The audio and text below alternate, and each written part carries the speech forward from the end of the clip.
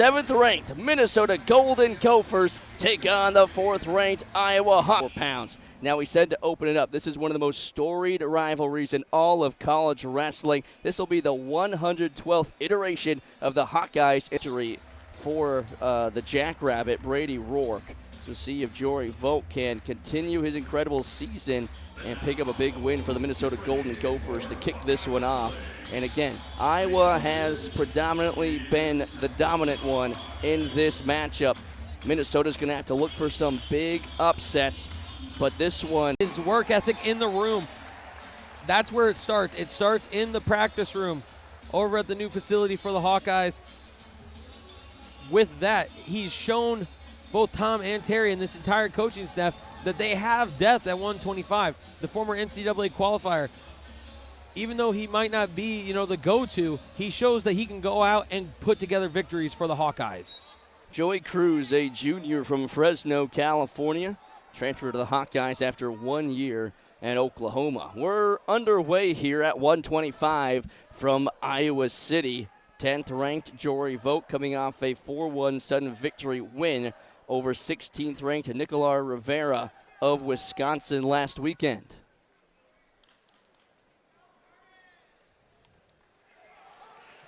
Joey Cruz in on a shot. Nice re-attack there from Vogt. Good, nice little setup there. He got Vogt stepping to get to that sweep single. Can he finish it? He has the leg elevated. Vogt trying to hang on. Now Cruz has to go to work him to the mat. Early action from the unranked junior. This is what I talked about for Joey Cruz and why he's can step into the lineup and be dangerous for the Hawkeyes. As we see some defense there. Wow. From Jory Vogt. Jory Vogt able to stay out of that trip single from Joey Cruz. Now Jory still trying to hang on and avoid the three-point takedown toward the edge of the mat. Joey still pushing, and they will step out.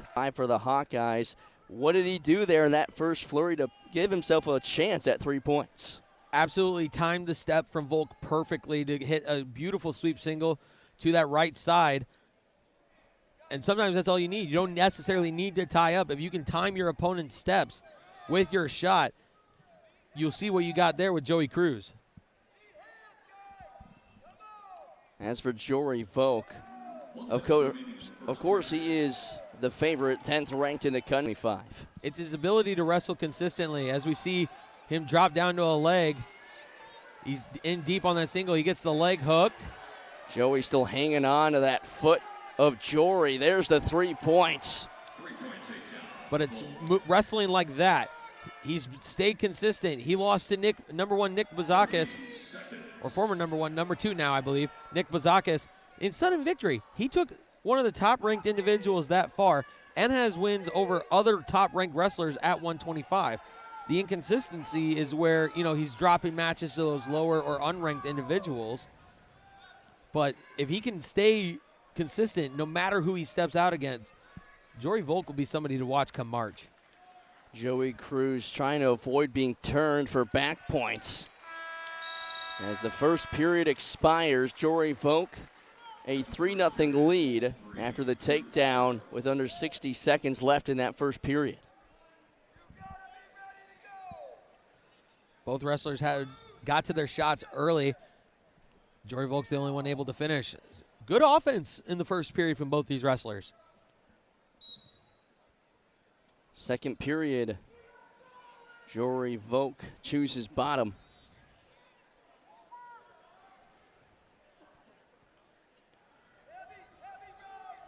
You saw Joey Cruz scooping that ankle with his left leg, looking for a high ankle ride. What he needed to do there was try to elevate it up and pressure Vogt forward, but Vogt able to work himself out and get an escape.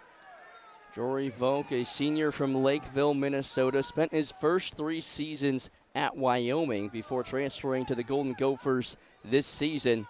2024 All-American, finished 7th place, 2-time national qualifier, was the Big 12 champion in 2024 as well. He's an impressive wrestler. Like you mentioned, that Big 12 title, that year saw him earn his only All-American honor he's had in his career so far. and Jory Volk's looking to try to get back to it. As we see Cruz pressuring on the edge of the mat. You can see the ref telling Volk action, but this Hawkeye crowd wanting to. Well, there's some action for Jory Volk. 3-point takedown after the Hawkeye fans wanted to stall. But he extends his lead 7-0 for Minnesota. Nice little back trip he got there to knock Cruz off balance and able to just keep pressuring into him to get the takedown. Now Jory Volk building on that riding time. And with short time here, Joey going to have to really go to work to try and get back to his feet and save a point.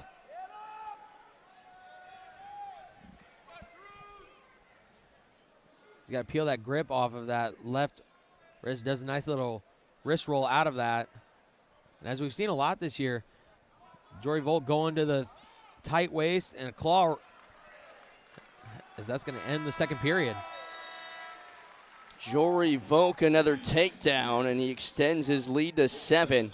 As we prepare for the third period, Joey Cruz will choose neutral. Now what does Joey need to do here in this third period to try and claw his way back into this match? He had tremendous pressure on the edge of the mat in that second period, but what he needs to find is that sweep single or a shot. Even if it's not the sweep single, he's got to set up a shot and get to his offense, similar to how he did from the get-go in this match. I was going to mention, he had a good attack there early on in the first period. Got to the single leg quickly, just wasn't able to finish.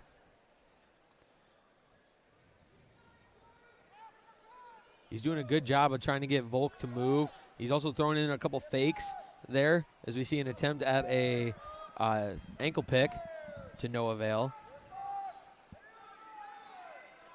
But Volk is doing a good job of avoiding the stall call by circling and not just walking straight back. He's doing a good job of circling. And then there's a shot that'll delay any potential stall calls, as it is offense.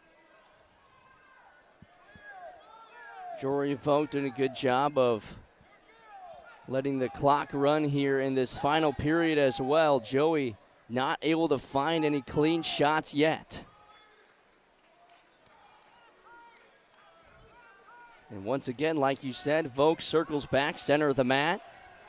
Cruz trying to find any opening with under 40 seconds left in this third period. At this point, being down 7-0, you almost got to try to take Volk feet to back and hope you can get a fall out of it. I mean, if you can go feet to back, you get your 4 plus. You would get your 4 near fall plus the 3 takedown, so you'd at least maybe force overtime. But with riding time now locked up, it seems far-fetched. Under 10 seconds remaining. Cruz running out of time against Jory Volk, who will pick up his 17th win of the season. Jory Volk for the Minnesota Golden Gophers secures the 7-8-0 major decision win. Big bonus point win there to start off for Minnesota, getting the major decision. As we see this replay here, Knight, reaches with his inside leg to get the trip, knocks Cruz off balance, gets the takedown. It will be Chris Cannon for the Minnesota Golden Gophers taking on 9th-ranked Drake Ayala. Drake able to get back into the win column last weekend against Nebraska, one he desperately needed. He looked great last week against Nebraska. He looked like the Drake people have been wanting to see in his matches against Marcus Blaze, against Evan Frost, against Ben Davino even. Look for him to try to keep that momentum up here in this one. I mean, what really impressed you about that win against Van D? I mean, 12-6 victory for him. He had been through the ringer, facing a lot of really tough ranked wrestlers. But in that one, Drake Ayala technically picked up an upset win against Jacob Van D as he's in on a shot, double leg, wrapped up, 3-point takedown for Drake Ayala. That's what impressed me. He gave up an early takedown in the first, ended up being down 3-1 at the end of the first period, came back, got to his offense, and ended up getting that decision win, all those points, it's Drake's offense that impresses me the most about Drake. Chris Cannon for the Minnesota Golden Gophers, a 7th-year senior. Wrestled at Northwestern. 2-point reversal for Cannon. And he's got a lot of wrestling experience under his belt as he goes to work on Ayala. That was a very quick reversal. He tried to throw legs in, but Drake was ready for it as he gets the escape here. Cannon started his career at Northwestern, where he wrestled for the first 4 years of his career, then transferred to Michigan, only wrestled once there, then went back to the Wildcats for a year, and is now with the Minnesota Golden Gophers in his 7th year. 7th year. I mean, you've heard a lot of that with wrestlers who are here around COVID. You know, you have your Olympic red shirt, you have your medical red shirt, and then you have that extra year of eligibility due to COVID. You end up being able to really put together a career. Drake Ayala has the single leg, trying to find the second. He does, trips him up for a 3-point takedown. Beautiful knee pull there from Drake Ayala. Ends up bringing it into a single leg, then doubling off for the double to get the takedown. And this is the Drake people have been wanting to see throughout this season. Wondering where this Drake has been. Between last week and now even tonight, I think that Drake they've been looking for has finally arrived. Chris Cannon laid out on his stomach, trying to go back to work. Would love another reversal if you're Cannon. Was able to put together a nice flurry after the first takedown to score some points. But Drake able to fight right back and extend his lead. That reversal was so quick. I missed it. I just saw. Blink of an eye. I blinked, I look up, and Cannon's on top getting a reversal. Look at this turn from Ayala. Can't quite finish it off as the first period expires. But a great first period for Drake Ayala as he continues to look like the Drake Ayala we're used to. Looked like Cannon was trying to go for an attempted Granby there. Drake almost caught him flat on his back, but good mat awareness from Cannon to roll through belly out so that way you don't give up any more points. What does Cannon need to do here in this second period to kind of shorten the score before the third? Have another quick reversal like he did in the first one would help, or a quick escape, and then finding your offense. We haven't really seen many shots from Cannon so far. All the offense has come from Drake. So if I'm Chris Cannon, 1, getting out from underneath immediately, 2, finding my offense, as we see a Granby roll there from Cannon to get the escape, making it 7-3. Good sprawl from Drake, spins around, but the referee calls it off. And they're going to ask for the trainer to come out and take a look at Cannon. As we see that left leg in with the claw, look for Drake to elevate that leg and back pressure into him if he can. He's got the leg, back to his feet, has Cannon floating in the air, but Cannon stays heavy on the midsection, draws him back down. Ayala back to his feet, ripping the hands of Cannon off him, picks up the 2-point reversal. Absolutely stellar wrestling from Drake Ayala. Getting the reversal. It looked like he was trying to maybe get more as he had Cannon suspended in the air. Right back to work. In on the double leg. Works him down to the mat. Got to let him get back to his feet. There's the reversal. So they didn't give him the 3-point takedown because Cannon never broke free. Separation is what you're looking for there with the two wrestlers. We've seen it in Ayala's match with Zan Fugit a few weeks ago. But because he didn't break that space, that's why there was no 3 awarded. Ayala back in on the single leg, trips him up for 3 more. Drake Ayala will not be denied tonight. He is putting it on often and early as we see that riding time now going over a minute as they go off the mat. Drake Ayala up 12-4 over Chris Cannon. And he's putting on a clinic right now.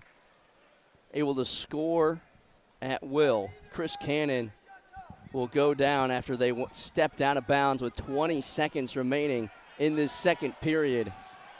What does Chris need to do to stay out of tech fall territory or major? I don't want to say wrestle defensively because that doesn't make for a good match for anyone, but he has to try to limit the offense of Drake Ayala. I mean, it's been hard to do. We've seen Drake get into multiple takedowns and multiple shots. As we can hear the crowd wanting a stall call here near the end of the second period. You can see Drake trying to chop that arm, and Cannon just kind of holding steady there.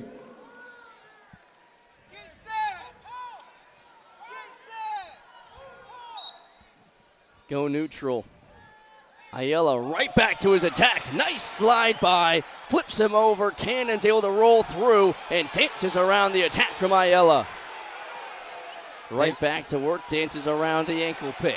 I don't believe they gave Drake the 3 for constant motion. There's the stall on Cannon. Ayala, 3-point takedown. Cuts him loose. He was looking for a tech. Back to the single leg. Edge of the mat wrestling. Drake Ayala looking for some big points for his team. 3-point takedown. Kept his toes on the mat. And Drake Ayala putting on a scoring clinic, exhausting the scoreboard. He's been absolutely relentless, and this is what we've wanted to see from Drake. Crowd getting a little upset because they feel like Cannon's taking his time to come back to the center. As Drake lets the ref know, escape, so that way they go neutral again here. Here's Cannon trying to trip up Ayala, and they're going to call potentially dangerous.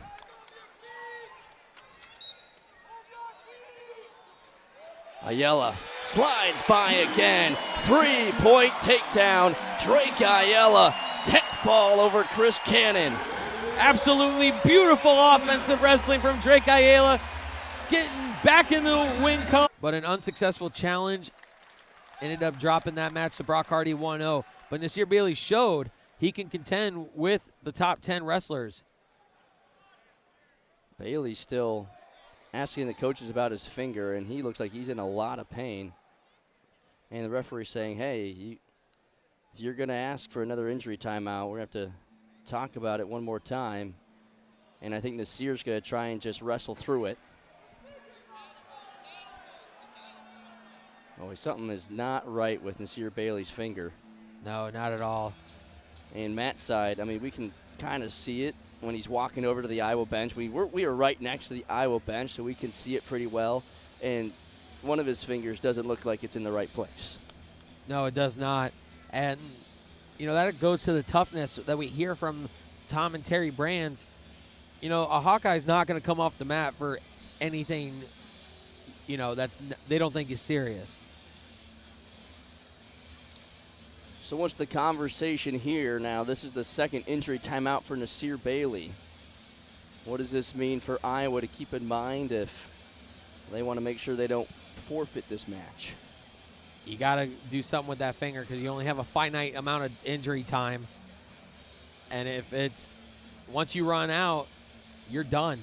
And that would be an injury default, and that'd be 6 points to Minnesota. Which would be a big swing in this match. So they're going to give one to Vance Vombar. And he will go down again out of the injury timeout. Bailey putting on a nice ride. Vombar able to roll through and get back to his feet to take a 2-0 lead. Now Nasir's really going to have to work through that finger issue, as he's already down 2-0, in large part due to the injury timeouts. Indeed, it doesn't look like he wants to use that hand as much as he normally would want to. Vombar trying to get Bailey moving. Now, if you're out there and you're Nasir Bailey, of course you're dealing with some pain, but how do you keep your mind off that and just focus on wrestling? I would say if I was Nasir Bailey, I would feel the feeling of winning trumps the feeling of pain. You have to go out there and get to your offense that we've seen him get to with the likes of Brock Hardy and who we saw get a takedown on Brandon Davis to get the lone win against Penn State. You got to push that feeling of pain to the side and focus on offense and getting to it. Yeah, that win against Braden Davis, the only one for the Hawkeyes against Penn State, a 3-2 decision win. A massive upset for Nasir Bailey, but then end up falling to third-ranked Brock Hardy of Nebraska last weekend in a 1-0 decision. Looking to get back in the win column here tonight. Looked like he was behind Von Bar there for a moment, just can't capitalize on the positioning. Von Bar coming off a loss to top-ranked Jesse Mendez last weekend, but then bounced back a couple days later against Carson Exford of Wisconsin. Picked up a major decision win against the Badgers. Outside of his losses to Mendez, his other two came against Northern Iowa's Corey Land, who recently suffered a season-ending injury, I believe, and he also lost to 20th-ranked Julian Tagg, as we see a single-leg shot here from Von Bar. Trying to pick it up and drive Bailey down to the mat, but Bailey able to spin around. And they're going to stop action there. Time was out. Clock was done, so it's all right. Second period over. And Bailey still trying to deal with that finger and wrestle through it. Her first period expired, so now we're into the second period. Yes. And as right as Von Bar had gotten to a pretty good attack, and Bailey's just trying to muscle his way through this injury. Like I said, you got to put that pain to the side and find a way to get points here now, being down 2-0. Von Bar able to spin out and leads 3-0 over Nasir Bailey. And this is a big match for both of these wrestlers, so closely ranked at 141. Both of them have some big wins this season against ranked opponents. It's a good measuring stick match when you also factor in, Brock Hardy, you got Joey Oliveri of Rutgers, Jesse Mendez, all of these wrestlers. And Brandon Davis is still a top wrestler here at this weight. When you think about come first week of March, we got Big Tens in State College. It's a good measuring stick to see where you rank in your weight class for conference as well as nationals afterwards. A stall warning against Nasir Bailey. He's going to have to go to work. Again, fighting through that finger injury. Von Bar in on that single leg, trying to drive forward. Bailey hangs on to the right leg of Von Bar. Von Bar can't find the other leg of Bailey, continuing to spin around edge of the mat. Still working his way back toward the mat, and a three-point takedown for Vance Von Bar as he takes a 6-0 lead. That's what you want to see if you're the Minnesota coaching staff, getting to the offense, putting up the points. Von Bar out in front of this one as he works down the riding time now.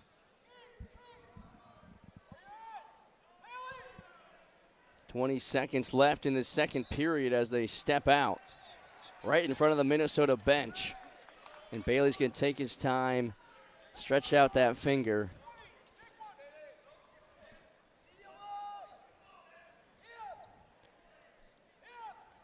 Bailey's got to find something from underneath. I know the pain of that finger must be excruciating, but you still got to be able to work through it and get those points that you need to win the match. And even taking the 1,000-step foot back for the Hawkeyes, they've had a lot of injuries this season. A lot of athletes have to take some time off to recover. The last thing you want to see is your 141-pounder go down as well. Second period expires. Von Bar leading 6-0. But what would a win for Vance Von Bar here mean for his season at 141? Well, in his career, he has a losing record against the Hawkeyes, so this would actually make it 500 against Iowa wrestlers. But it would actually bode very well for him, win against while he might not be top 10, a top 15 ranked individual definitely bodes well. As we see here, they're going to give Bailey the escape. looked like he had the leg up in the single for a reversal, but only gets the escape out of it as he drives Von Bar off the mat. How about Nasir getting to an attack? Despite the pain, trying to wrestle through and pick up an upset win over Von Bar, but you're absolutely right for Vance. Even for him, it wouldn't be considered an upset win against a guy so closely ranked in the top 15. Only bodes well in your resume getting ready for the Big Ten tournament, and of course looking even further down the line with the national tournament ahead. Absolutely, and you see Von Bar, even though he's up by 5, he's still stalking Bailey, trying to find some offense. He's not just going to let Bailey dictate the pace. He's going to stay on the offense.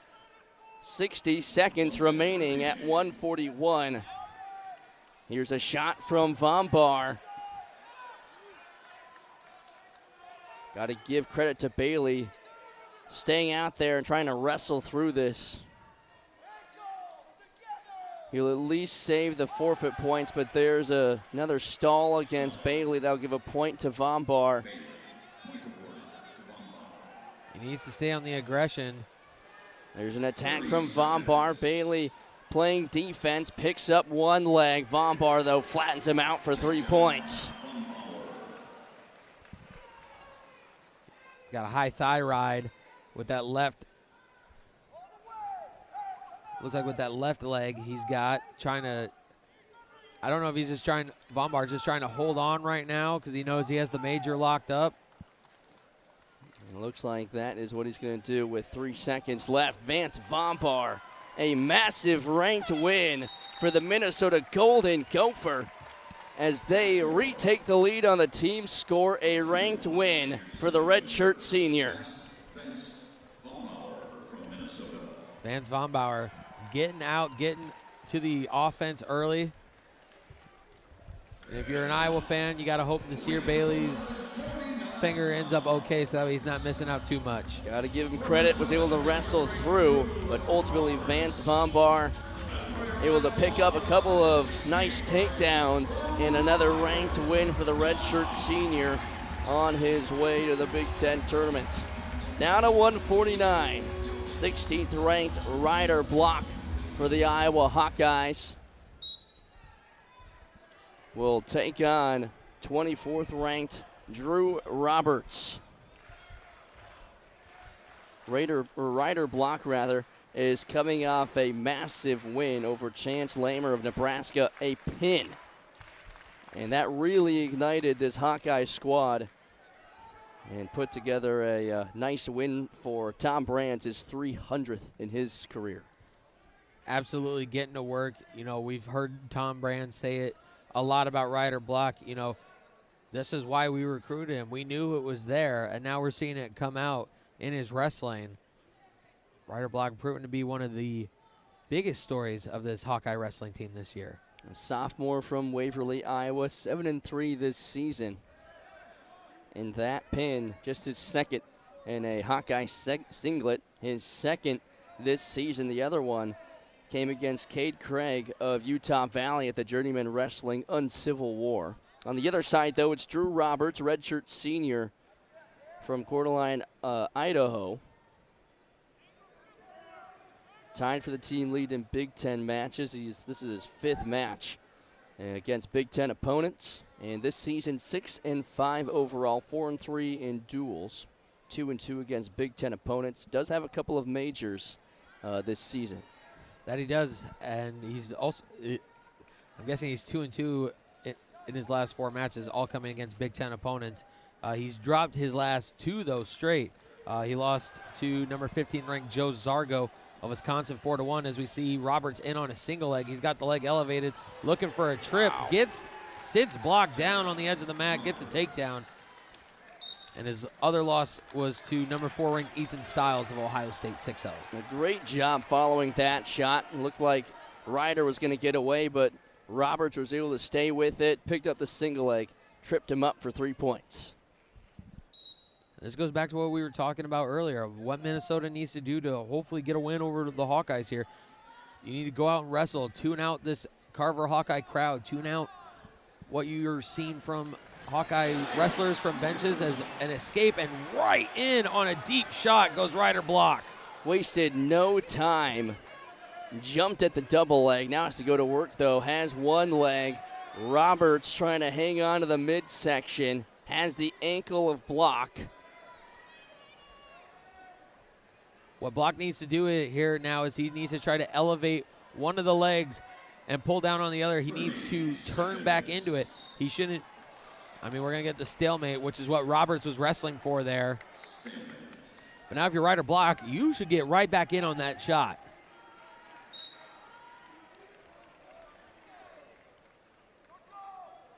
Now for Drew Roberts, what does he need to do to pull off an upset against Ryder Block, who, like you said, has been the storyline for the Iowa Hawkeyes this season, real guiding light for them?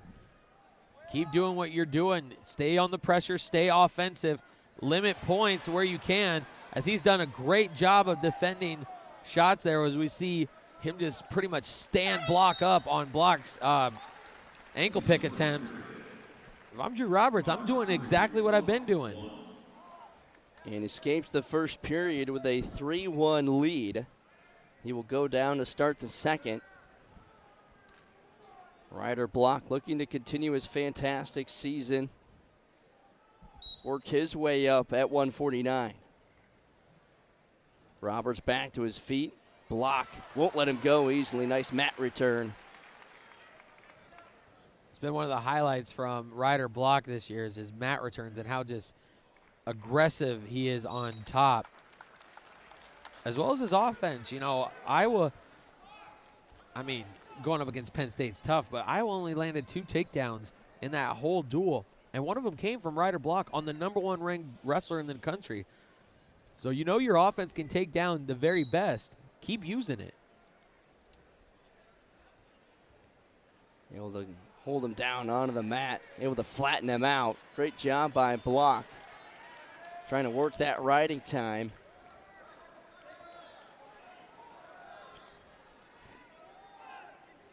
Block is doing an absolutely stellar job of driving Roberts flat.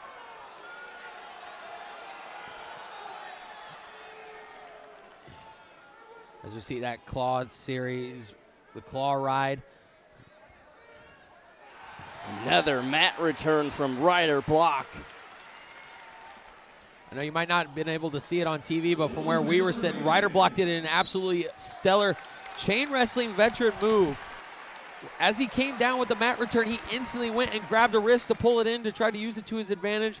Roberts able to wrist roll out, but that is just smart, high-level chain wrestling we're seeing from Ryder Block. Just a sophomore.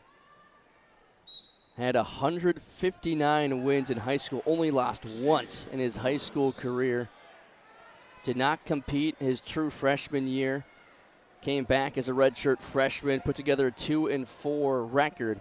But this season as a sophomore has really burst onto the scene, especially at the national duels. He's looked absolutely amazing. That was kind of his emergence of Ryder Block, was that national duels where he looked absolutely stellar. But now, being down by a takedown, you got to find those points. He absolutely does. I mean, he picked up ranked wins against Josh Edmond and Casey Swiderski at the national duels. But would love to continue that momentum here tonight in front of the home crowd. But Drew Roberts giving him all he can handle. Short time here in the second period. Roberts still leading by 3. And he'll hold on to it going into the third. What does Ryder Block need to do here to avoid the upset? Well, he's going underneath, so you got to get the escape to start, and then you got to get to your offense. Ryder Block is at his best when he is executing his offense. It's some of the best stuff we've seen. When we called the Iowa-Penn State duel for the radio, when he got that takedown on Van Ness, we had a glimmer of hope for him in that match. He is at his absolute stellar best when he's getting those shots and finishing them. Towards the edge of the mat, Block having a tough time getting to his feet as Drew Roberts stays heavy and draws him out. Drew Roberts increasing the pressure from the top position, not giving Block anything to work with. Ryder's got to find that pressure that he is giving him and use it to his advantage. Ryder nearly able to escape, but Drew Roberts stays with him. Block back to his feet and driven off the mat. He's done a good job of staying in good position and maintain that top position. On that edge of the mat, he didn't let Block have any space, driving him off the mat. They come back, Block is still down underneath.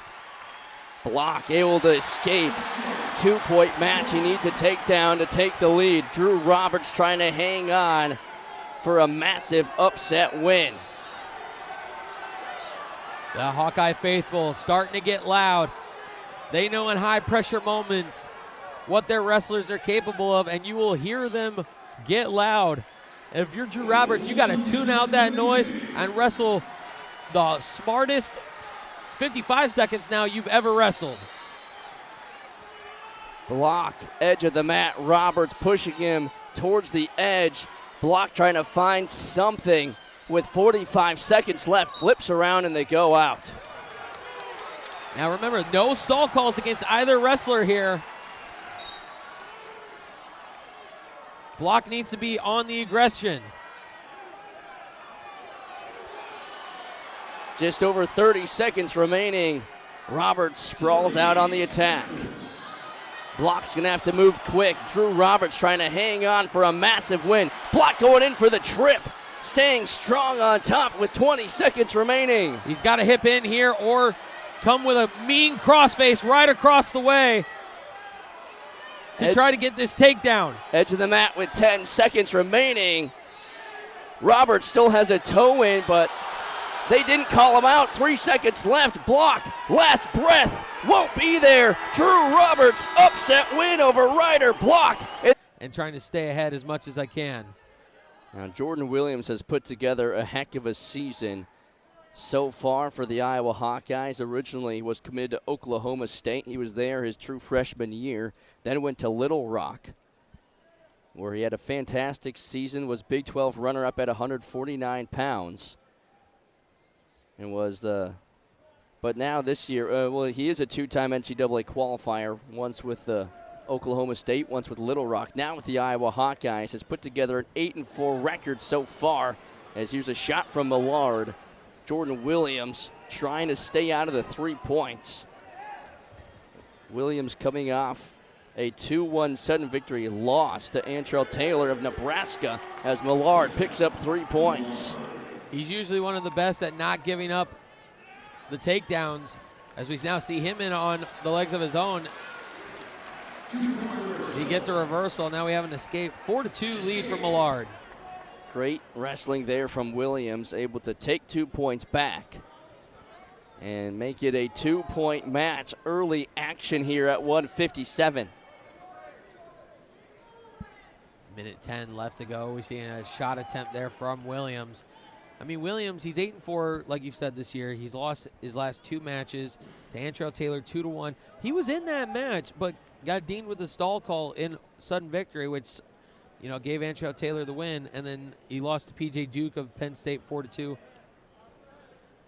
But I think the most intriguing stat for Jordan Williams is all of his losses this year have come to top 10 wrestlers.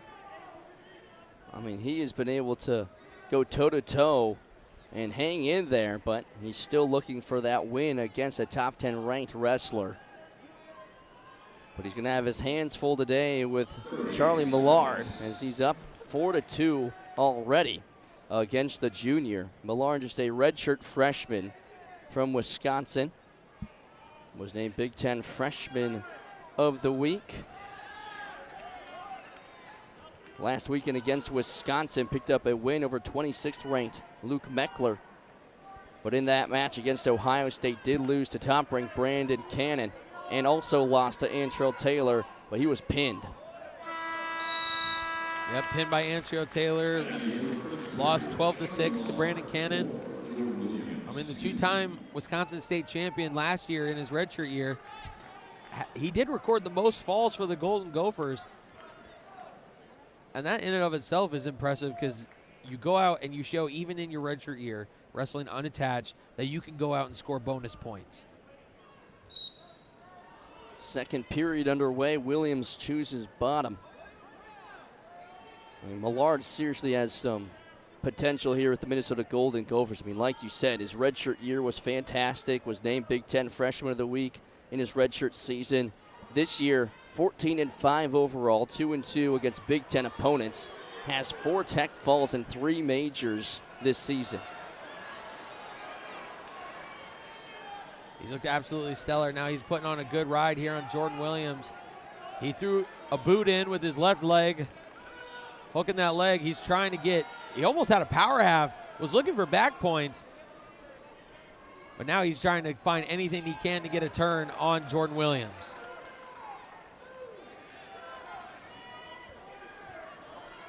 Millard working Williams toward the Tiger Hawk logo. Williams trying to break free, get back to his feet. He does. Now it's to break free of the grasp. Millard brings him back down to the mat. Williams fights back to his feet. And he's able to break free, back to a 1-point match. Millard doing a good job of building up that riding time so far in the beginning half of the second period. He's got it at 1:15. And a 1-point lead. Jordan Williams, he's got to find that offense as we see a shot attempt here. Nice shot by Millard to re-attack. Has the right ankle of Williams. Who's going to be able to kick out first and pick up 3 points? Williams hanging on to that ankle. Trying to avoid the 3-point takedown as Millard has worked his way to the top. Now Williams able to roll through. 10 seconds remaining in the second period. In a scramble position like this, high hips always win. Williams continue to hang on to the ankle, but the second period will expire with no points scored on that scramble. Officials Frank Johnson and Nicholas Grosso doing a great job. They were there watching the entire time, making sure it stayed clean. They kept improving, so it wasn't a stalemate.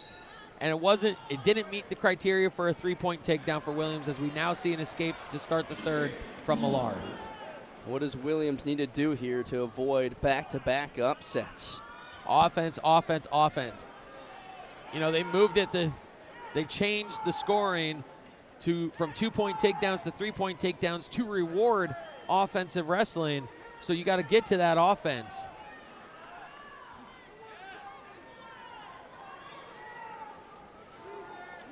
Millard, another shot. Williams dances around it. Another fake attack with 1:20 remaining. And with the riding time right now, it is essentially 6-3 as it stands right now. So a takedown and at least a 13-second ride for Jordan Williams is key here to maybe getting a win for the Hawks. He's gonna have to go to work with just over 60 seconds remaining. Another scramble position here. Williams able to wrap around, trying to roll through. Millard able to stay on top and cover for 3 points. Now he's trying to get a roll here. Williams trying to bridge out of a pin. Millard in deep on a shot. Looking for massive team points, an even bigger upset for the Golden Gophers. 30 seconds remaining. Millard still hanging in tough, deep in on the shot. Wicked mean crossface here from Millard. I know it looks like it's around the neck. It's still a crossface technically. And he's got the 4 back. It is at least 12-3 as it stands. With that riding time secured, it should be 13-3, I'm confident on. But Millard still looking for the fall here with 7 seconds left. He's still trying to work it. He knows he's got the win. Locked up. Williams is going to bridge out, stay out of a pin, but a massive outwork him because of his high motor, and he gets to his attacks quickly. And we've seen matches end in under a minute that aren't pins, and they're tech falls because he just gets to his attacks that quickly. He's such a workhorse, and I know that could be part of the reason why he was brought in to Iowa City. Tom and Terry see something in him that they absolutely love. But you're also right. He is a bonus point machine. in his last 6 wins have been bonus points. He has 2 pins, 3 tech falls, and a major decision over those last 6 wins. And for Andrew Sparks, 6th-year senior from Costa Mesa, California, this season 14-3, 2-1 against Big Ten opponents, has 2 tech falls and 3 major decisions. He's a 4-time national qualifier. Stall warning on Sparks early on. Was named most improved for the Minnesota Golden Gophers last year. And this season, as we said, 14-3, just 3 losses. And is coming off back-to-back wins against Patty Gallagher of Ohio State and Cody Gable of Wisconsin. Both tough Big Ten wrestlers. As we see a nice little throw by there from Caliendo. Gets the throw by, grabs a hold of the legs, gets the takedown on Sparks. Sparks has actually won 8 of his last 9 matches. With that lone loss coming in number 7 ranked LJ Adurje, I think is how we corrected the pronunciation. If that's not LJ, I'm sorry. Of Nebraska, LJ picked up a 9-2 win over Sparks. And Mikey Caliendo will cut him loose. Mikey, a 3-time All-American, was runner-up last year, 4th place in 2024, 7th in 2023. So he's only improved in his national, and when it comes to the national championships at the end of the year, of course, looking to climb the mountaintop this season at 165 pounds. Well, he's got a couple in his wake here as we see a single leg attempt here in the final 10 seconds. Can Caliendo finish it? Breaks free of the grasp from Sparks. Now he's going to have to work up as Sparks is able to hold on to the midsection as the first period expires. Well, as I was getting ready to say, his only losses on the season, and if he wants to make a run at March, he's got 2 people in front of him. One he'll see before the end of the regular season, Ladarian Lockett, number 2 of Oklahoma State, who Caliendo lost to down at the National Duels. He will get a rematch with him down in Stillwater at the end of February. And then, of course, Mitchell Messenbrink of Penn State, who we saw Caliendo lose to in their duel a few weeks ago. An early 3-1 lead for Mikey Caliendo at 165. As Sparks is able to break free and make it a 1-point match. The Hawkeyes, they've relied on this second half of the lineup heavily this season, as there's a takedown for Mikey Caliendo. He'll cut him loose again. He knows exactly what he needs to get his team back into contention with the Gophers. He understands the situation, and nobody does it better than Mikey Caliendo, except maybe Mitchell Messenbrink. But as we see another takedown, doubles off. See an exhale of wind there from Sparks. If you're Sparks, you got to keep that oxygen up because Caliendo's just going to keep coming at you and coming at you. Well, now Mikey's looking for a turn. Not going to cut him loose easily this time. Leading 9-3. The Hawkeyes would love to see some bonus points here at 165. There's a stalling on Sparks. That's another point for Mikey. Caliendo, 4 tech falls, 2 pins this season as he cuts him loose this time with 35 seconds remaining. He's an aggressive wrestler here as we see a reshot here from Sparks. But great defense here from Caliendo. He's got a nice whizzer in, holding onto his own ankle. Just adding that shoulder pressure here. Great job by Sparks to hang on to that ankle. Mikey nearly kicked loose to pick up 3 points of his own, but a potentially dangerous is called. They'll go back to their feet. That looked like Caliendo was going to pick up 3 points and possibly more with how that was positioning.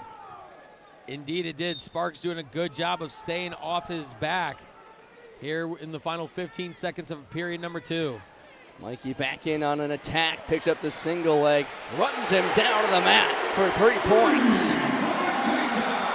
Right at the buzzer, Mikey Caliendo takes a 13-4 lead into the final period.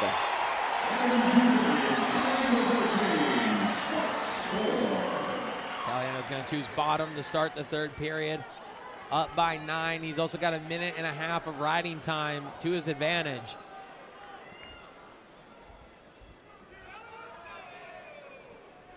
Expect Mikey to be quick off the whistle here. Able to get back around and escape. And a 10-point lead for Mikey Caliendo.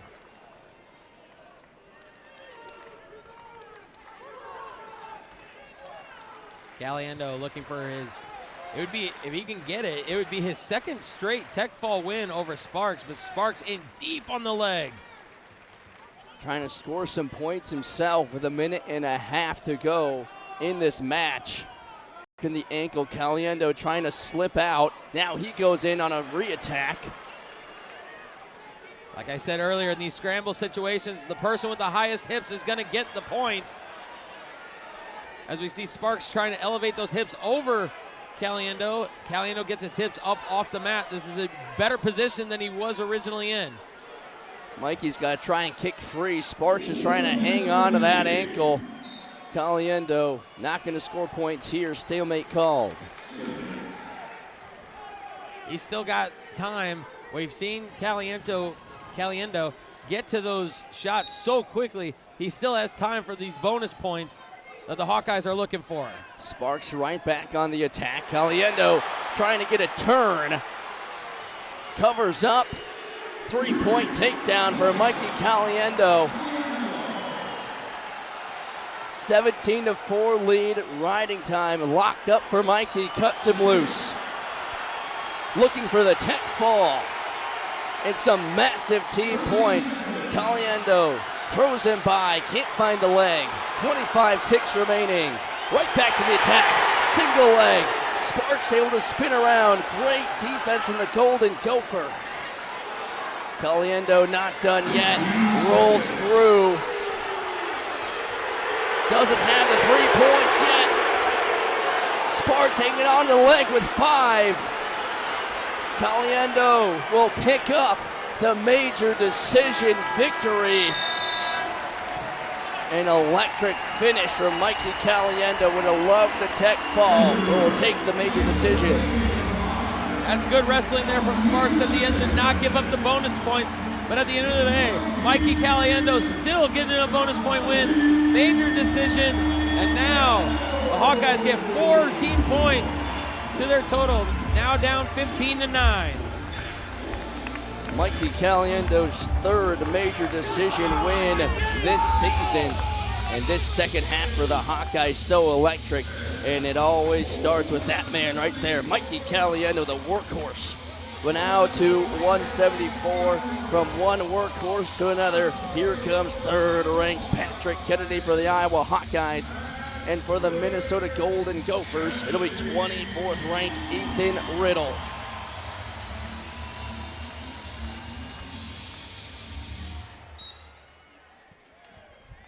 Patrick Kennedy the last few weeks has really been praised for his commitment to the Iowa Hawkeyes. He's been such a good wrestler, but has had to really wait his turn at 174.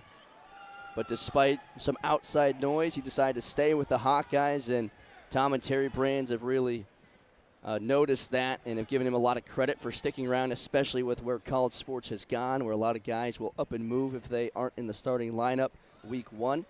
But Patrick Kennedy has stuck around, and it has really paid off. Ranked 3rd in the country, 10-1 this season, coming off a massive win over Christopher Minto of Nebraska last weekend.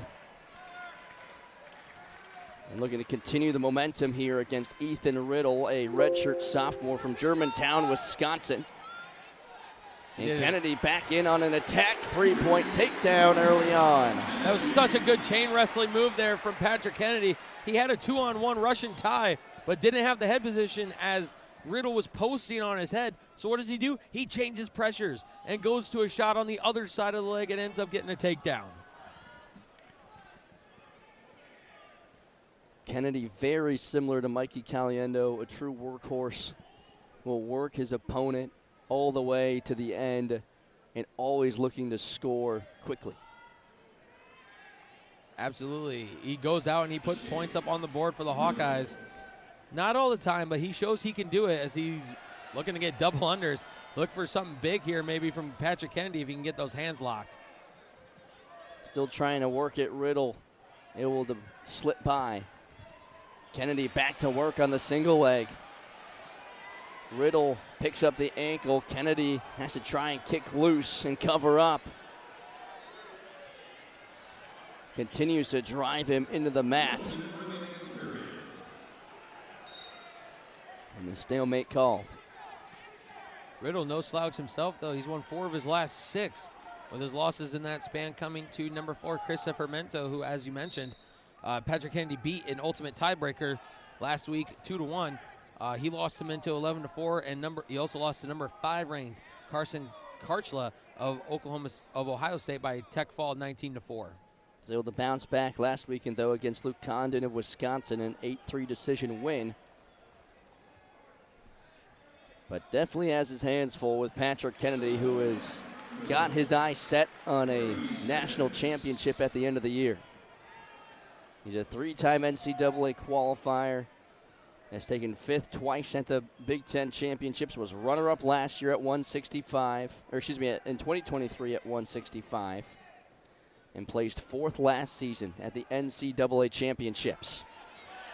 Back in on a shot, spins around for 3 points. That was a great snap down to a front headlock position here in the final 10 seconds of the first period.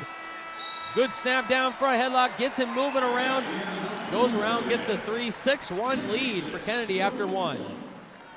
Great end of the first period for Kennedy, but what does Riddle need to do to make sure Patrick doesn't turn this into a track meet?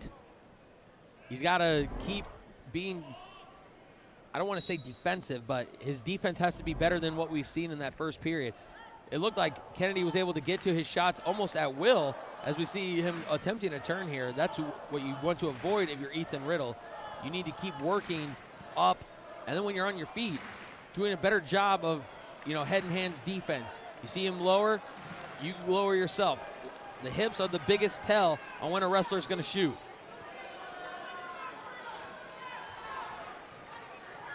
Kennedy continuing to work on top, driving up the riding time up over a minute.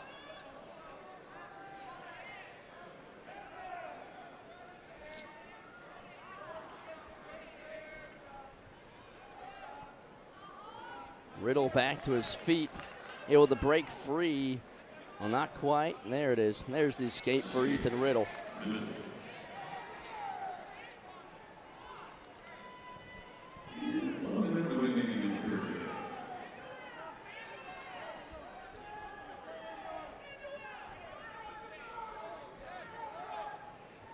Kennedy tried another snap down, but great job by Riddle to stay heavy, stay on his feet. And that's what I was talking about. He's doing a good job of defending it. He felt the pressure from that snap down, and he knows, he's got to know by now when Kennedy's pressuring into him, if he pressures back too much, he's going to get snapped down just like he did now twice.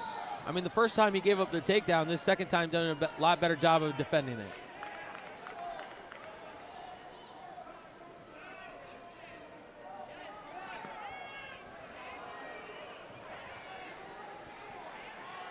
Riddle trying to find a shot, but Kennedy able to sprawl out.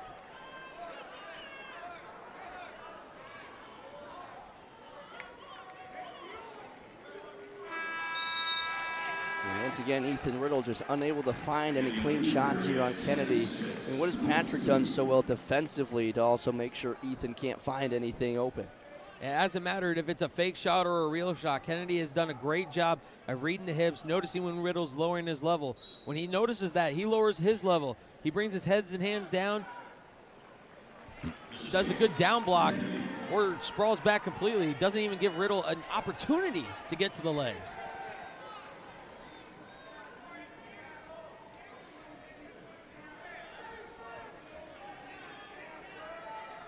Kennedy just continues to play great defense.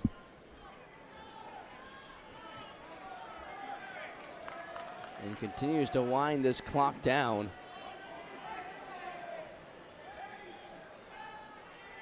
Now goes in on an attack again, has the knee of Riddle. He's in deep on a single leg. Riddle's doing a good job. He's wrestling for a stalemate.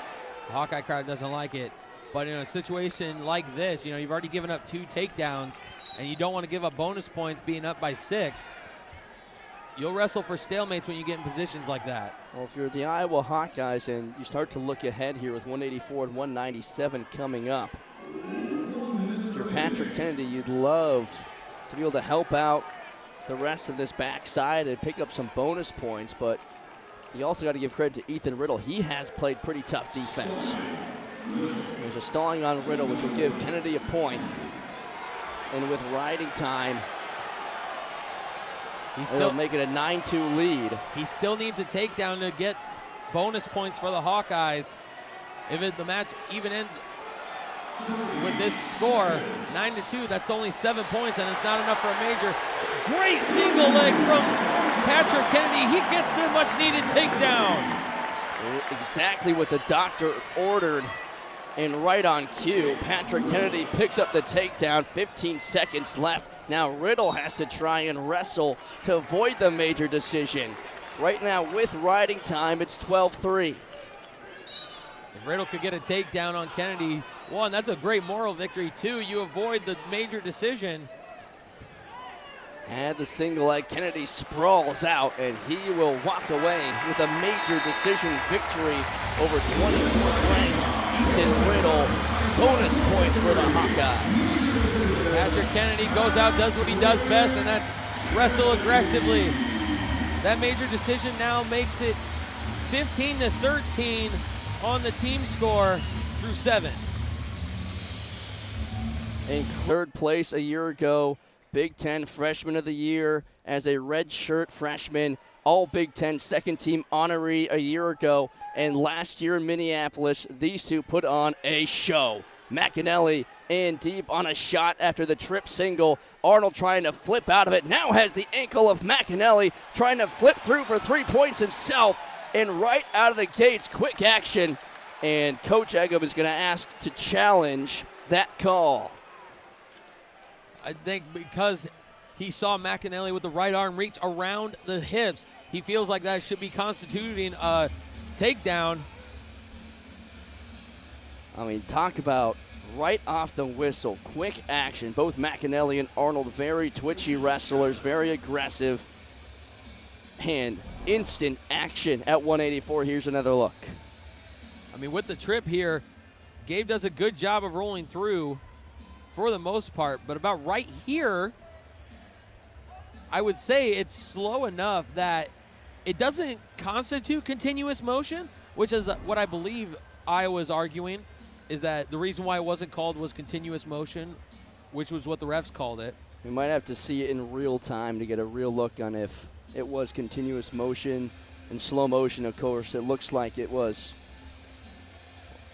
stopped a little bit, but we'd have to see it in real time to see if it was continuous motion or not from Gabe Arnold to be able to truly flip through or roll through that attack from McAnally and avoid the 3 points. Before he did that second roll that got into the scramble situation, it looked like he hesitated a little bit, and here we have it in full time. I mean, he rolls, but slightly prior to that, I think he had a moment of hesitation with that right arm of McAnally around the waist of Arnold. I can see why the Minnesota coaches think it's a takedown. We're still waiting final word here from the referees. All right, here comes the call. No takedown. Call stands.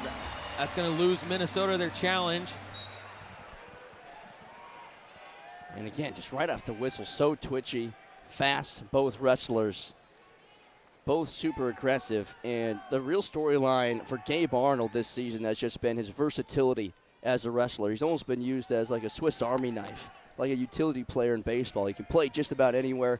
Gabe Arnold, he's wrestled 74, he's wrestled 84, he's even wrestled 97 this season. I mean, he's been up and down the lineup and has been able to deliver at all 3 weights. You know, coming into the season, there's a lot of question marks surrounding if Gabe Arnold was going to be with the team, and then for a moment it looked like he wasn't going to be for a little bit, but then it eventually came out, you know, Gabe's going to stay with the team, and boy, has he shown his versatility. Like you said, he has been proven, he has shown that the Hawkeyes have depth between 174 to 197. And with that win against Silas Allred, he's also shown he can defeat top 10 wrestlers as well. And has proven that he can be one of the best at 184 as McAnally tosses him out of that attack. I mean, that win against Silas Allred, I think, really was the exclamation point to Gabe Arnold on how important he is to this team, that he can be plugged in at just about any weight class and deliver for this team. If someone's banged up, needs an off day, or if someone actually does end up going down, Gabe Arnold can step up and be that guy at that weight class to compete in a dual setting or potentially even a Big Ten tournament. Absolutely. And he is, he's staying with one of the guys who came into the season as a national title contender. He's keeping it close, didn't give up a takedown. And he's showing he can hang with the best at 184. And again, it might look like a lopsided match on the sheet because Gabe Arnold is unranked, but when you look at how well he's wrestled in his 3 years here, it's apparent that he can wrestle with some of the best in the country. But so can McAnally, of course. Yeah, McAnally 13-1 this year after placing third last year as a freshman at the NCAAs. He's coming off a 21-6 Tech Fall win over Wisconsin's David Marlin. A lone loss came at the national duels to freshman, who's now number 3 ranked, Aiden Sinclair, Missouri, 6-3. Sinclair, McAnally, Ferrari, Welsh now. Those are the top 4 at this weight class. And if Gabe Arnold can get a win over one of those, you might have to really consider your lineup if you're Tom Brands. You mentioned McAnally's Tech Fall against Wisconsin last weekend. McAnally's won 8 matches in a row. 5 of them have ended in bonus points for the Gophers. He's a bonus point machine. Arnold will drive McAnally off the mat, and he's going to ride McAnally tough here in the second period. This is shaping up to be just like their classic last year. Gabe not giving McAnally any room to breathe, staying all over him. This is what you want to see if you're Tom Brands and the rest of this Iowa coaching staff.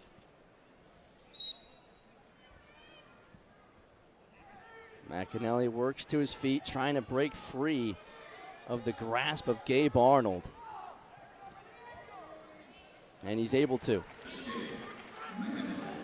Now, if you're Gabe Arnold, of course, there's a lot of hype around this match. There's a lot of hype after he was able to upset Allred last weekend. But what does he need to do to knock off the 4th-ranked wrestler at 184? Stay calm, stay composed. He already knows his offense is good enough to beat top 10 wrestlers at this weight class. You need to go out, wrestle the match. Don't let it be wrestled on paper. On paper, McAnally beats Arnold. But you go out there and wrestle your match, who's to say Gabe Arnold doesn't walk away with another upset win? And originally the hype was around Angelo Ferrari, of course, wrestling Max McAnally. But it almost feels like the hype has even been heightened because Gabe Arnold gets his revenge here against Max McAnally, or at least another chance at it, as he kicks free of that attack from McAnally. I think no matter who was going to wrestle at 184, it was going to be an electrifying match. Oh, absolutely. And without seeing Ferrari, but seeing Gabe Arnold, there's going to be some questions. If Angelo comes back healthy, he gets the spot at 84, how will McAnally, the first chance McAnally would get to see him is Big Tens. Minnesota doesn't have Penn State on the schedule. Rocco, that would be the first time at the very least he'd get to see Rocco Welsh. So McAnally needs to go out and keep wrestling and proving that he belongs in these conversations. And then when it comes time for the postseason, that's when you really got to turn it on to another level. Short time here in the second period. Only points scored so far is McAnally's escape. And it will hold to the third period. Very similar to their match last year. Regulation ended at 1 apiece, and then it went to sudden victory. Could we see the same here under the lights in Wrestletown, USA? And a tight team score as well, with Minnesota picking up some upset wins in the front half. This match could have huge implications to the end. Arnold escapes. We're tied at 1. Like you mentioned, the team score, that is going to be huge over these next few matches.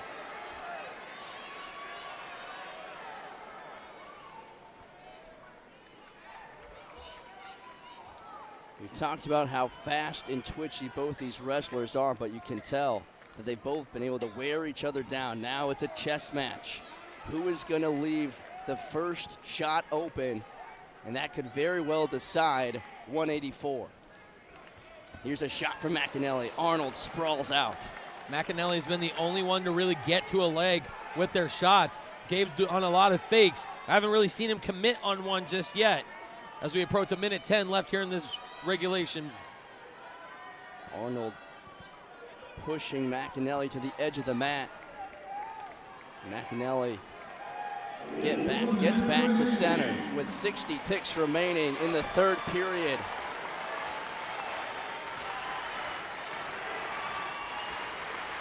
And both of these guys, they're so good at avoiding stall calls. They never go straight back. They're always circling side to side. Even with his back up against the edge of the mat, McAnally does a great job of circling.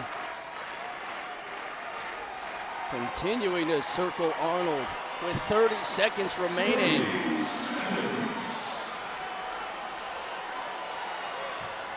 Fake shot from McAnally. Another fake shot as Arnold slides by, 20 seconds.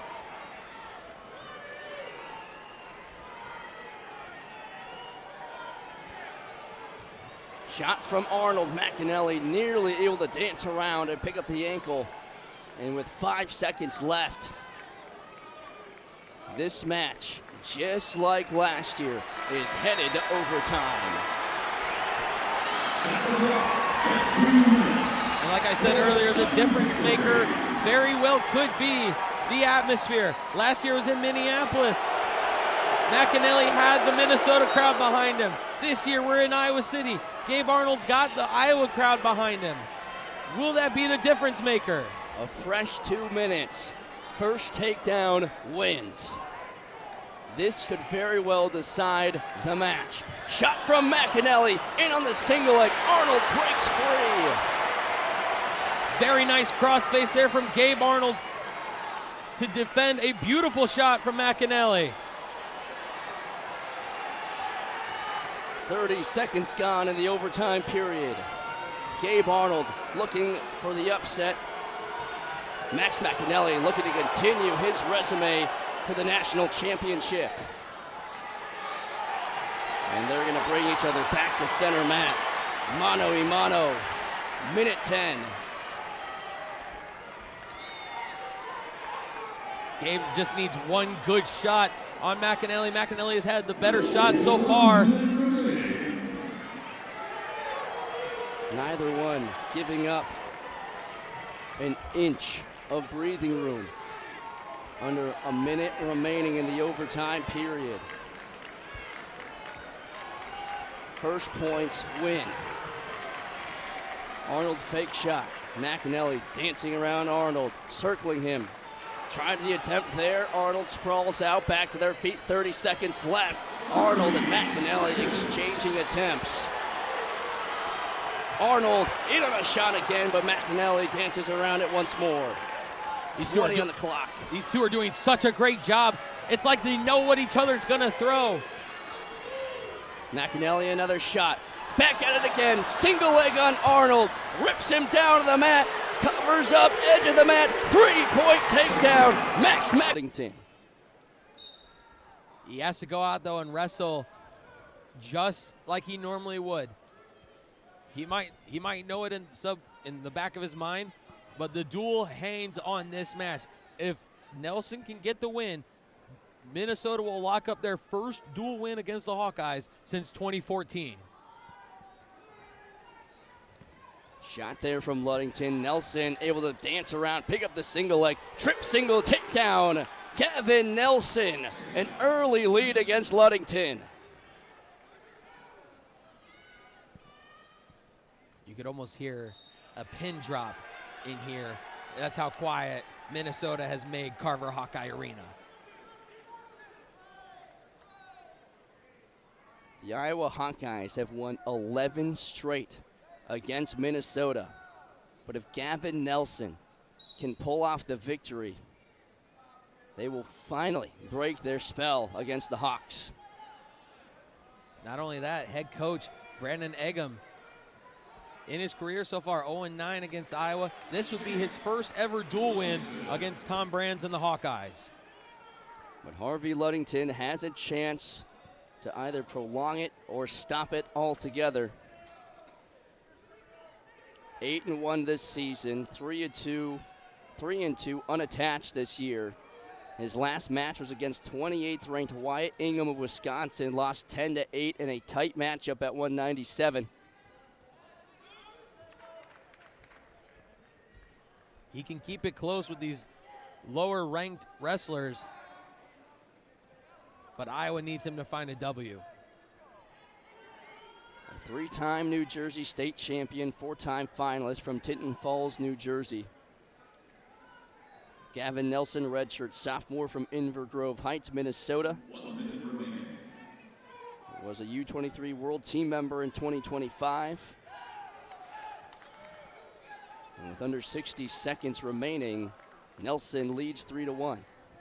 That wasn't the only world team he's been a part of. In 2021, he was a part of the cadet world team, wrestling at 92 kilograms. I'm noticing a similar theme with some of these Minnesota wrestlers. A lot of them coming out of high school or even still in college can do it both in folk style and freestyle. And that is imperative if you want to have not only a good career in college, but even afterwards.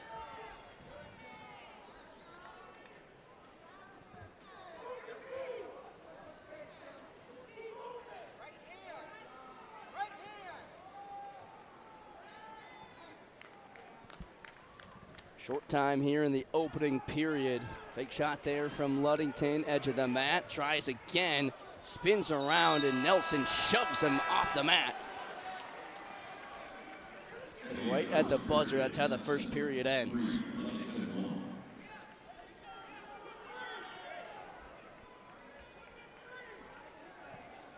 Nelson so far, the lone takedown. What does Ludington need to do here to try and prevent Minnesota locking up the win at 197? Well, being on top here, getting back points would be absolutely massive for Ludington. But if you do give up the escape, you have to find your offense. You have to get to it to hopefully tie this match back up.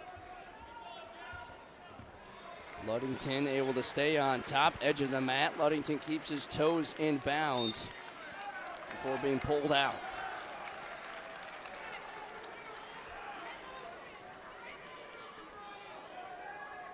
The Hawkeye corner knows how important this match is.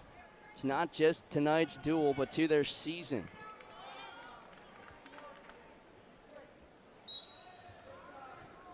So far this year, we've seen Ludington and Sampson fill in a void after Masoma and Dean. He went down with a neck injury and since been dismissed from the team. Come to find out, he is now officially entered into the transfer portal. Probably going to take a medical red shirt this year. Come back next year for a team, and hopefully he still has, if he gets granted that medical red shirt, he would still have a technical shot at 4 national championships. Nelson escapes, makes it a 3-point match. As Harvey Ludington trying to fill the void left behind by Masoma and Dean. An electric start to the season for him, but ultimately let go. And now, can the true freshman Harvey Ludington give the Hawkeyes a chance? He's got to get to his offense. He's got to set it up a bit more than that. That shot from so far away, it can work, but when you have to close the gap just even a little bit more than what he shot that previous shot attempt at. Nelson has done a great job of hand fighting Ludington, making sure he can't find a clean shot. 20 seconds left in this second period. There's a shot from Ludington. Great sprawl out from Nelson to avoid the takedown. Now if you're Ludington, you know you can get to the leg, so you need to get back to your offense here, because it literally is a 1 takedown difference. 8 seconds left in this second period. Both benches on their feet. And they will let this one go to the third period. Nelson leading 4-1 with a chance to shut the door on the fourth-ranked Hawkeyes.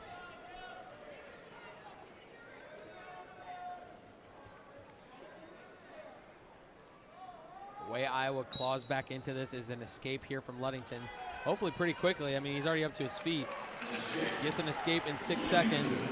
Now, you have to get to your offense. You know you can get to the leg of Nelson. You have to get to it and finish it. 20 seconds gone in the final period at 197. Harvey Ludington looking for a massive upset and new life for the Hawkeyes. In his true freshman year, could truly cement his name as an Iowa Hawkeye at 197. Can't find the leg there with a minute 15. No stall calls against Ludington, against Nelson, I should say, either. Needs to find a shot, reach for the leg, stall warning on Nelson. Can't wrestle for the stall, needed takedown. Ludington able to slide by that attack from Nelson. Ludington needs to find something quick. He's got the Iowa faithful in the stands behind him. He's got his teammates cheering him on from the corner. He's got to go with 40 seconds left. Trying to reach for that single leg. Nelson able to sprawl out. Ludington shoving him towards the edge of the mat, and they go out with 34 seconds remaining. Hawkeye faithful begging for a stall. They're not going to get it because Ludington just drove him off the mat. He's got to move quick with 30 ticks. This is the match. Can Nelson hang on and give the Gophers their first win against the Hawkeyes in nearly 12 years? Ludington, edge of the mat, has the single leg. Can't quite get around. They go out with a 12 seconds. No stall call. No stall call. Hawkeye fans wanting it. Last chance for Harvey Ludington. He's got to go. He's got to go in 10 seconds. There's the stall. He's got one more point. 5 second last breath for the Iowa Hawkeyes, and the Minnesota Golden Gophers, for the first time in nearly 12 years, take down the Iowa Hawkeyes. It comes to the postseason. 8th-ranked Ben Keeter and 10th-ranked Coy Hopke will take center mat to close out today's duel. Ben Keeter already in deep on a shot. As we mentioned, Minnesota has locked up this duel. It is their first dual win against the Hawkeyes since 2014, when right here in this very arena, they beat the Hawkeyes 19-15. History made by this Golden Gopher squad as they walk into Iowa City and will walk away with a massive win. Ben Keeter deep in on a shot, trying to pick up 3 points.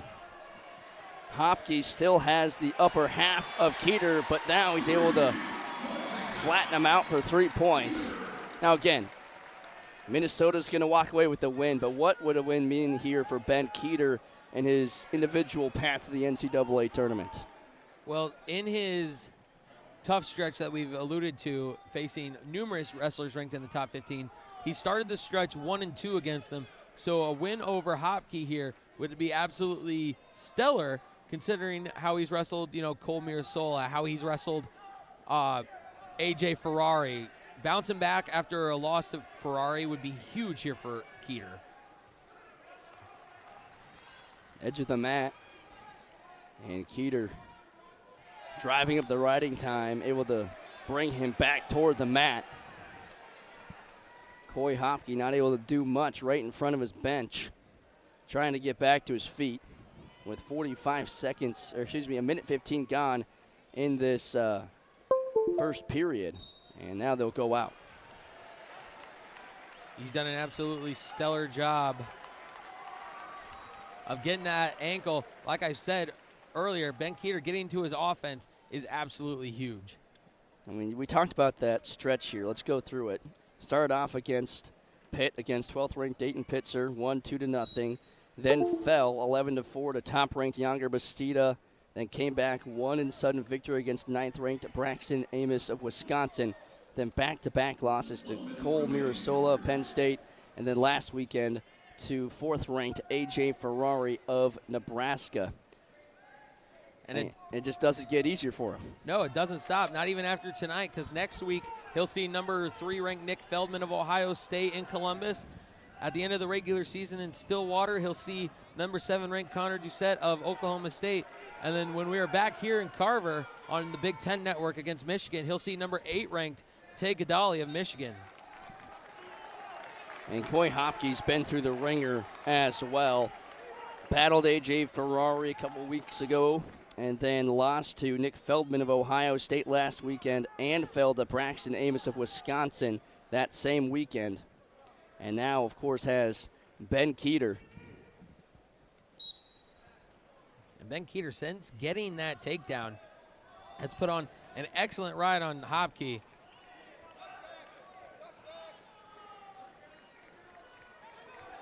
Hopke can't get back to his feet. Like you said, Ben Keeter driving up the riding time up over 2 minutes.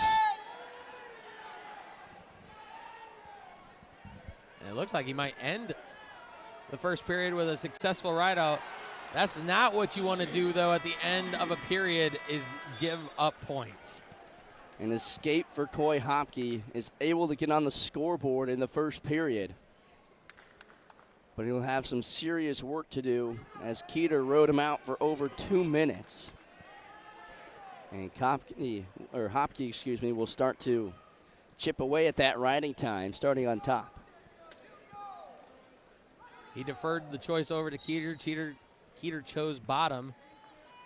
We've seen him get out against some pretty high-level guys. He was able to get an escape in his loss against A.J. Ferrari.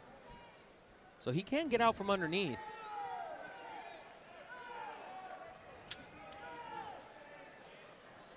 Hopke, a redshirt freshman from Cascade, Wisconsin, was named Big Ten Wrestler of the Week back in early November. Big Ten Wrestler of the Week back in early November. He's 2-time Big Ten Freshman of the Week. As there's the escape from Ben Keeter to take a 3-point lead. Took 3rd place at the 2025 U20 U.S. Open.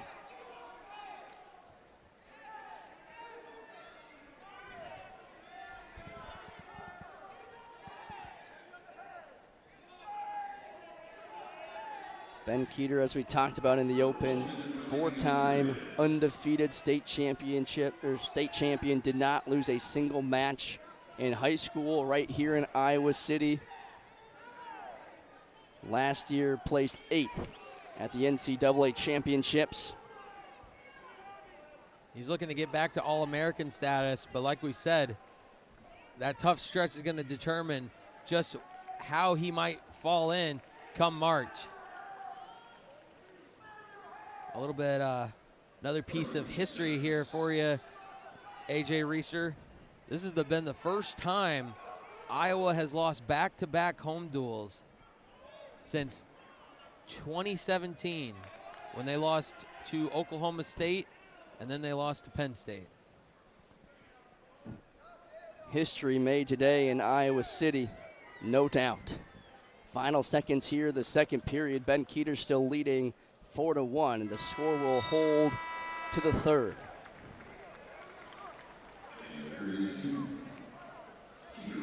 I mean, you got to give credit to Minnesota. I mean, the number of upsets, and you said it at the beginning. If Minnesota wanted to break their losing streak against the Hawkeyes, they were going to need some massive upsets. They got a lot. Drew Roberts upset Ryder Block. Charlie Millard upset Jordan Williams. Max McAnally rode out Gabe Arnold all the way through. A sudden victory win there. Then Gavin Nelson got the job done against Harvey Luddington at 197 to shut the door on the Iowa Hawkeyes.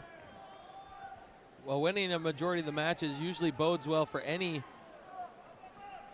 wrestling team, and they've won 6 so far, looking to get their 7th win if Hopke can get back into this match. Hopke back to his feet. trying to break free of the grasp of Ben Keeter, but he pulls him back down on the mat and tosses him out of the ring. Keeter doing an excellent job of riding on top. No, the duel's not winnable, but if you can get bonus points, even though the duel's already locked up, it's still good to see your heavyweight going out and getting bonus points. Especially for Keeter, who is continuing to build up that resume. We've talked about it a lot tonight.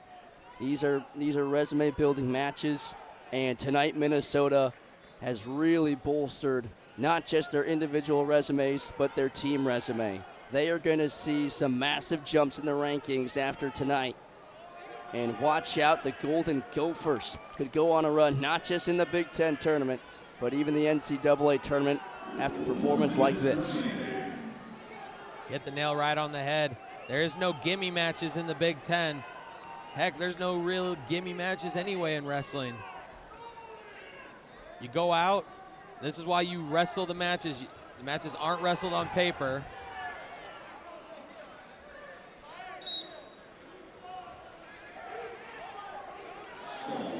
A stall warning on Ben Keeter with 39.6 on the clock. Still leading 4-1. Riding time secured, practically 5-1. So Hoppy will have to work quickly. He hasn't been able to break free of Keeter's grasp very well. He's only done it once, and that was right at the end of the first period. Like I said, Keeter has done an excellent job of wrestling on top. He got to a shot early, which is what you like to see from Keeter, and then he always puts on a tough ride whenever he goes out.